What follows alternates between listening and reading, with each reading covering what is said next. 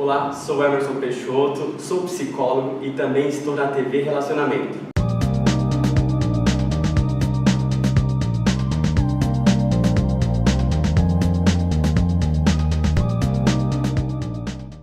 Olá, internautas, iniciamos mais um programa Gestão Executiva.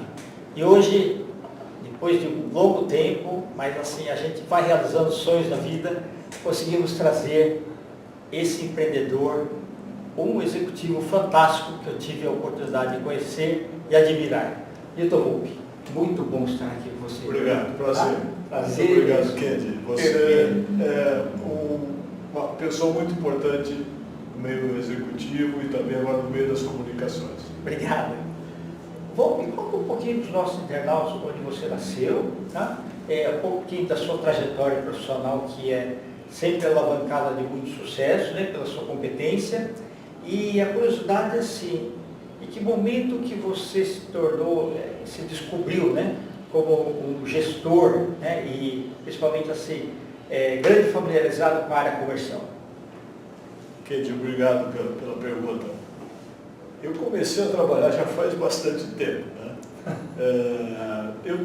Quando eu era criança, eu fazia uns bicos, tipo entregar panfleto, para defender algum dinheirinho e tal. Já era empreendedor? De um certo sentido, sim.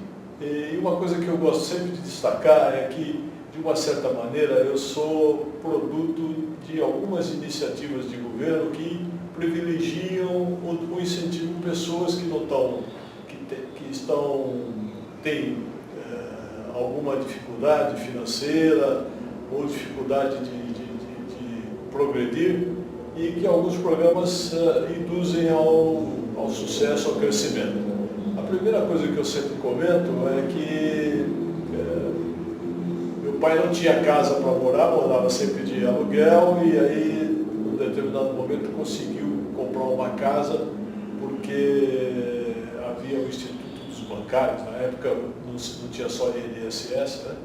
E que de vez em quando sorteava casas, financiava, e com isso a gente pôde comprar uma casa e ter um lugar para morar. O segundo ponto é que eu sempre estudei em escola pública, sempre. Sim, que era boa, né? Desde a época que as escolas públicas eram a melhor referência, né? Colégios, escolas de primárias, as escolas secundárias, né? E sempre tive excelentes professores nas escolas públicas. E depois, quando eu parti para fazer um curso superior, eu fui fazer administração de empresas na Fundação Getúlio Vargas. E era um curso que eu não tinha como pagar. Eu já tinha começado a trabalhar, tinha prestado um concurso no Banco do Estado, no Banespa, ganhava um salário razoável para a época, trabalhava 6 horas por dia, mas ainda assim não dava para pagar a Fundação Getúlio Vargas, e os meus pais não conseguiam pagar também. Aí eles tinham lá um fundo de bolsas que financiava o curso, então eu pagava uma parte com o meu salário, outra parte eu fui financiando e passei a pagar depois de um ano de formado, e durante 4 ou 5 anos, se eu não me engano. E com isso consegui, enfim, ter uma graduação e ter uma profissão. A partir daí eu fui ser administrador de empresas. Perfeito. Comecei a trabalhar sempre em áreas financeiras, trabalhei em bancos de desenvolvimento, banco de investimento, depois trabalhei numa empresa grande do governo do Estado de São Paulo, na Prodesp, sempre como financeiro. Lá eu era o superintendente de finanças. Daí eu fui trabalhar na Credit Card, trabalhando no Citibank, depois na American Express, ainda em áreas de controladoria e finanças. Na American Express, eu tive um convite para pular para a área comercial. Sim. E o primeiro projeto era lançar um cartão novo, onde eu tinha que montar uma equipe de mais ou menos 300 pessoas, que deveriam ser treinadas e sair pelo Brasil, fazendo credenciamento de lojas e de estabelecimentos comerciais para aceitação dos cartões de crédito. Uma marca nova no mercado. Um desafio muito grande, né? Desafio. Porque tinha prazo e era cobrança daquilo. E quando o desafio me foi dado, eu não tinha certeza que conseguiria cumprir. Mas aí, com muita persistência e necessidade de fazer as coisas acontecerem, e com incentivo da equipe, eu consegui realizar o projeto, consegui me ver um vendedor a partir daí. Sentir conforto nessa atividade de propagar ideias, de treinar equipes, de buscar metas, conseguir resultados para a empresa. E lá para cá não saí mais da área comercial. Perfeito. E eu acho que uma coisa importante, assim, nós tivemos a oportunidade de trabalhar juntos na American Express, e que eu falo muitas vezes para os meus alunos assim, o entendimento do que é pedido depende da gente. Então, quando uma empresa normal fala, você tem uma meta a cumprir, né? Você tem, esses daqui são os seus objetivos, os seus metas, né? Quando a gente trabalhou lá, a meta ela vinha como goal, né? Certo? E o que é o goal? O gol não é quase, o gol não é bateu da trave, o gol não é passou em cima da trave, né? O gol é gol mesmo, né? De marcar. Então, eu até brincava com eles, falava assim, ó, se você pensar, em vez de meta, você pensar como gol, você fica mais assertivo, você tem assim um ímpeto maior para buscar aquelas coisas, né? E até eu brincava com eles, e o gol não é só aquilo do futebol, o gol virou carro, depois o gol virou avião também. Então, as perspectivas são grandes, né? E você se identificou bastante nessa área comercial, né? Muito. E interessante isso que você está falando.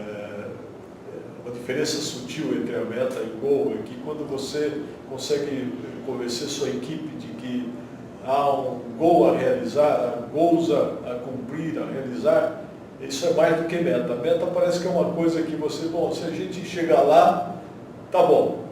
E o gol não, o gol é sair para o mercado e fazer, cumprir, e aí você tem que usar isso para a equipe, né, para trazer dentro de valores aceitáveis, valores corretos, mas com muito incentivo e com liderança, você consegue superar esses gols e cumprir o que a empresa espera de você. Perfeito. Eu sempre trabalhei na área técnica, tinha a sua cobrança. Mas eu acho que a maior cobrança era em cima da área comercial, porque tinha que trazer dinheiro, né? Tinha que trazer a parte, sustentar a parte financeira da empresa, né? E é interessante também outra coisa, Kendi, estou me lembrando, é o seguinte, eu, quando trabalhava na área financeira, eu tinha aversão à área comercial. E depois eu fui pensar por que eu tinha esse sentimento. E é porque a gente ouvia muito naquela época, isso faz muito tempo, que o bom vendedor é aquele que vendia geladeira para esquimó, que o bom vendedor, ou seja, era o cara que tinha que superar, até mentir, até falsear, até conseguir uma venda de qualquer maneira. E depois fui aprender e fui seguir esse valor de que não é isso, você tem alguma coisa para vender, um serviço, uma mercadoria, e você tem alguém que está interessado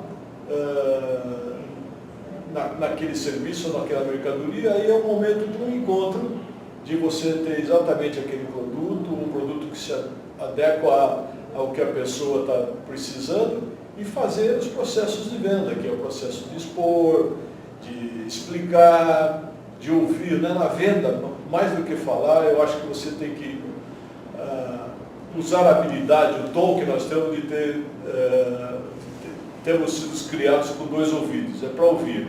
Porque ao ouvir, você está ouvindo o seu cliente, você está anotando, registrando informações que são úteis para a venda.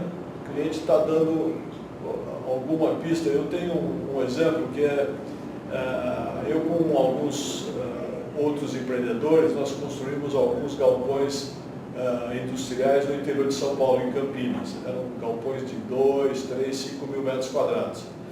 E teve uma negociação bastante difícil. Eu acho que preço é uma coisa que você tem que cobrar o que vale a mercadoria. Os meus sócios eram mais flexíveis e eu entrei na negociação pedindo um valor por metro quadrado por mês forte e que eu achava que eu conseguiria. E os meus sócios diziam, não, isso ele não vai aceitar, deixa por menos, reduz 30%, 20%. Eu disse, não, nós vamos vender, a mercadoria vale isso. E eu me preparei, levei um kit com fotos. Essa reunião foi depois do potencial cliente ter visitado o empreendimento, mas levei um kit contando a história, fotografias, um kit completo sobre o galpão.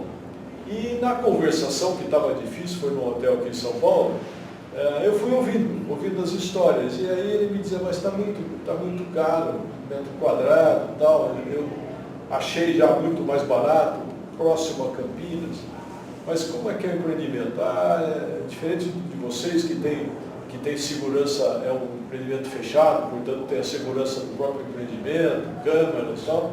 Lá é na rua, numa avenida, então eu vou ter que providenciar segurança.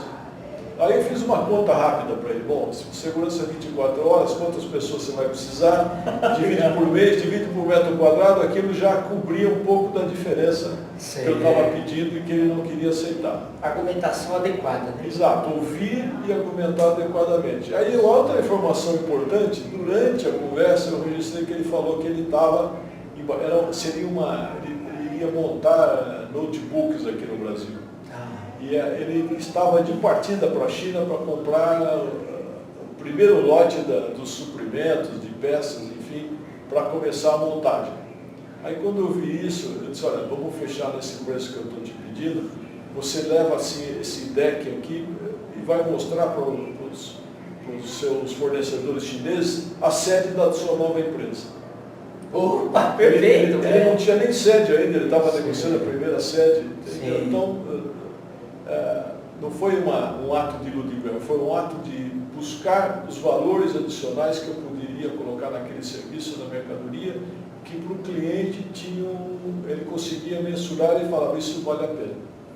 Maravilha. Então, em última análise, o que vale é a maneira como a gente apresenta, né? A argumentação correta e a pessoa assimilar aquilo como um valor agregado. Né?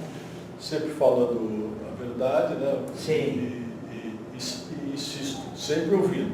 E dá um suporte para ele, né? Exatamente. Que ótimo. Parabéns, viu? Assim, essa sua maneira de pensar que sempre norteou aí os seus caminhos, né?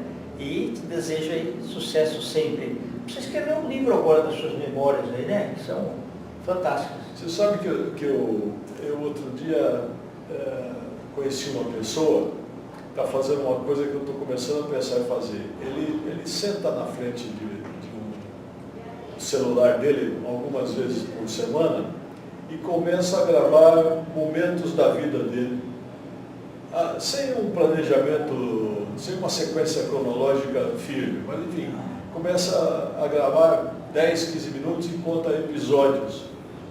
Ele quer, a missão primeira é deixar para os netos essa história, mas isso vai certamente formar uma base para ele compor no livro. Quem sabe eu sigo o mesmo caminho. Isso, perfeito, né? Tá ótimo.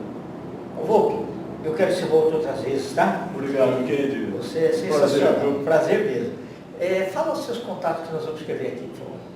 Então, no Instagram eu sou o newton.volpe, nilton.volpi, e no Facebook Newton Volpe. Tá ótimo. Internautas, que os agradecimentos então a esse fantástico profissional Newton Volpe. Nós finalizamos mais uma Gestão Executiva. Grande abraço e até a próxima.